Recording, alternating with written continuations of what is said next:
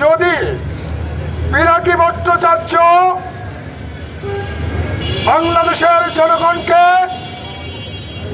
ঐক্যবদ্ধ না করতেন, অনুপ্রেরণা না দিতেন, যদি কনক সরোয়ার ইন্টেলেকচুয়ালি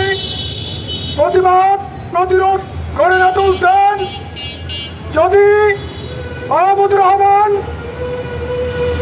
তার প্রতিবাদী কার্যক্রম না চালাতেন, যদি মাওলানা আজহারী সাহেব ভিতরে বাইরে লড়াই না করতেন অনলাইনে কিংবা অফলাইনে, তাহলে আমি মনে করি, আমি বিশ্বাস করি এই সরকারের পতন অবমূল্যায়ন করে তাদেরকে দেশে ঢোকার ব্যবস্থা না করে তাদের বিরুদ্ধে খুনি হাসিনার যে মামলাগুলো আছে সেগুলো এই সরকার প্রত্যাহার যদি না করে, তাহলে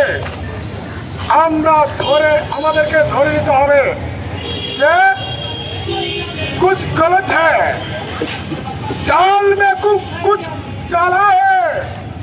যেই বিপ্লবের মধ্য দিয়ে, যেই রক্তাক্ত বিপ্লবের মধ্য দিয়ে, গণ অভ্যুত্থানের মধ্য দিয়ে আমরা খুনি গণহত্যাকারী পাপিষ্ঠ নমরুদ খুনি হাসিনার পদত্যাগে বাধ্য করেছি।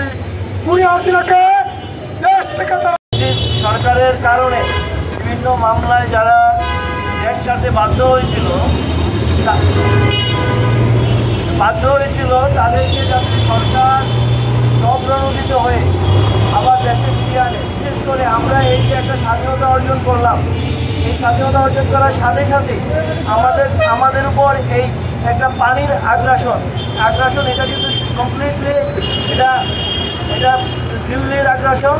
তো এই আগ্রাসনকে মোকাবেলা করার জন্য আমাদের এই সূর্য সংক্রান্তের যে দরকার, আমরা ওনারা দেশের বাইরে থেকে যেভাবে কাজ করছে তারা যদি দেশের ভিতরে আসতে পারে এবং তারা আরও সক্রিয় ভূমিকা পালন করতে পারবে আমাদের এই আন্দোলনকে। বিশেষ করে ভারতের মতো একটা প্রতিবেশী রাষ্ট্রের সাথে আমাদেরকে শক্ত অবস্থান নেওয়ার জন্য এই ধরনের সূর্য সংক্রান্তের খুবই প্রয়োজন।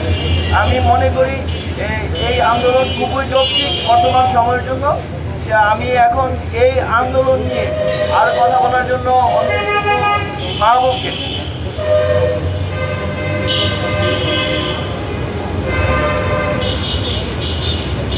ধন্যবাদ।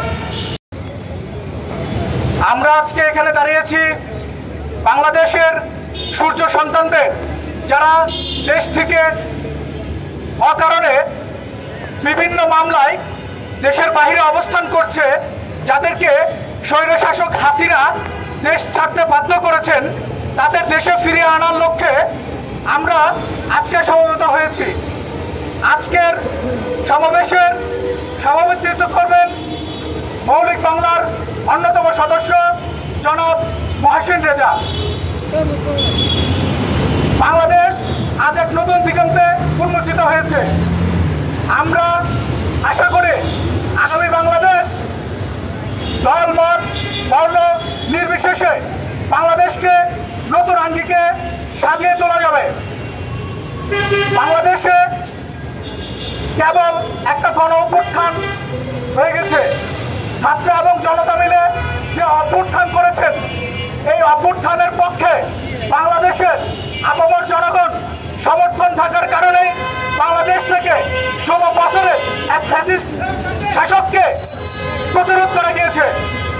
বাংলাদেশকে যারা ভালোবাসেন, বাংলাদেশকে যারা ধারণ করেন, বাংলাদেশের জনগণের পক্ষে যারা কথা বলেন, তাদেরকে এই স্বৈর শাসক বিভিন্ন কায়দায় নির্যাতন করেছেন।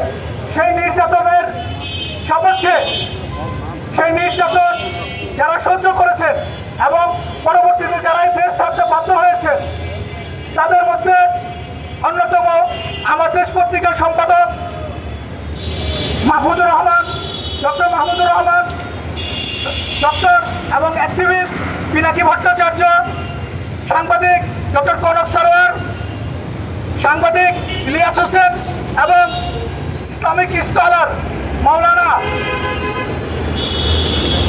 মিজানুর রহমান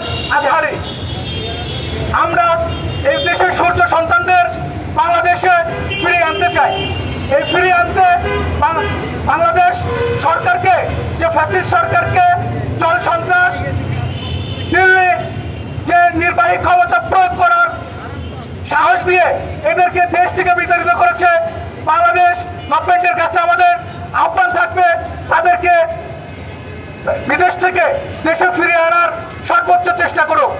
এই মুহূর্তে আপনাদের এখানে বক্তব্য রাখবেন এই সমাবেশে উপস্থিত সভাপতি